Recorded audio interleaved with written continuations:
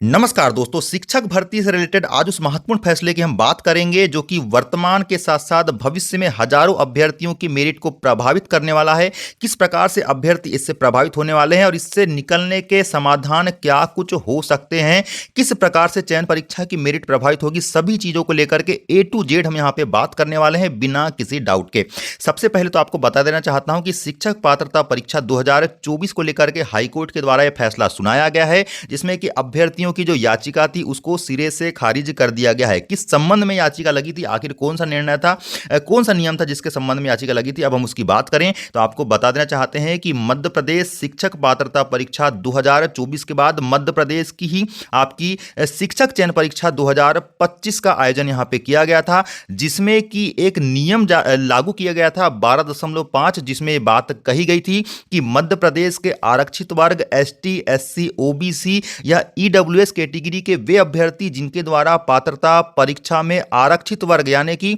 75 से ऊपर अंक लाए गए हैं, 90 से ऊपर अंक नहीं लाए गए हैं, मतलब अनारक्षित वर्ग यूआर की कट ऑफ को यहां पे क्लियर नहीं किया गया है। अगर वो अभ्यर्थी चयन परीक्षा में बैठते हैं और अगर चयन परीक्षा में वो अनरिजर्व्ड यानी कि यूआर के कट ऑफ को क्लियर भी कर लेते हैं, तब की स्थिति में भी उन्हें अनारक्षित वर्ग में नहीं लिया जाएगा, यूआर में नहीं लिया जाएगा। उनकी गिनती आरक्षित वर्ग में ही होगी और आरक्षित वर्ग में ही उनकी मेरिट बनने वाली है। इसको लेकर के काफ़ी सारे अभ्यर्थी ऐसे थे, कोर्ट में आपको बता देना चाहता हूं कि 40 से अधिक याचिकाएं इसमें लगी थी, जिसमें यह बात कही गई थी कि सर हमारे द्वारा चयन परीक्षा में जो अभ्यर्थी अनरिजर्व्ड यानी कि यूआर से चयन लिया है उनसे अधिक अंक है, इसलिए हमको भी यूआर में कंसिडर किया जाए। तो माननीय हाईकोर्ट के द्वारा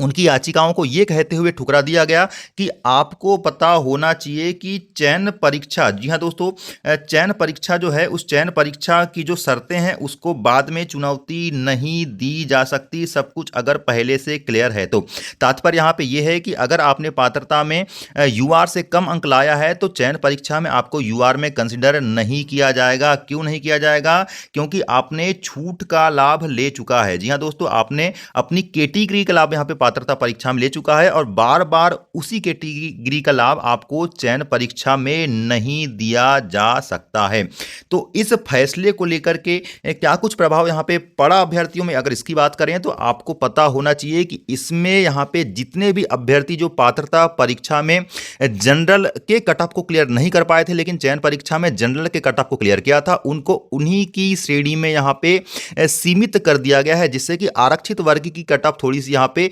ज्यादा चली गई है और कुछ आरक्षित वर्ग के अभ्यर्थी को यहां पे मौका अंतिम पायदान पे नहीं मिल पाया है। केवल वही अभ्यर्थी कंसीडर किए गए हैं जनरल में, यूआर में, जो कि आपके जनरल की कटअप को पात्रता परीक्षा के समय क्लियर किए थे। अब निकट भविष्य में भी इसका यहां पे दोस्तों हजारों अभ्यर्थियों पे प्रभाव पड़ने वाला है जो पात्रता परीक्षा में जनरल के कटअप को क्वालिफाई नहीं कर पाते, चयन परीक्षा में भी उनको उनकी ही श्रेणी में यहां पे रखा जाने वाला है। तो इससे बचने के क्या उपाय हैं, तो आपको पता होना चाहिए कि हर वर्ष अब यहां पे शिक्षक पात्रता परीक्षा का आयोजन किया जाना है, जिसमें कि अभ्यर्थियों के द्वारा यदि पात्रता परीक्षा में आरक्षित वर्ग के कट ऑफ को ही क्लियर किया गया है, अनारक्षित यानी कि यूआर के कट ऑफ को क्लियर नहीं किया गया है, तो उनको बार बार यहां पे पात्रता परीक्षा देनी होगी जब तक कि वो यूआर के कट ऑफ को क्लियर नहीं कर लेते। और अगर यूआर के कट ऑफ उनका क्लियर हो जाता है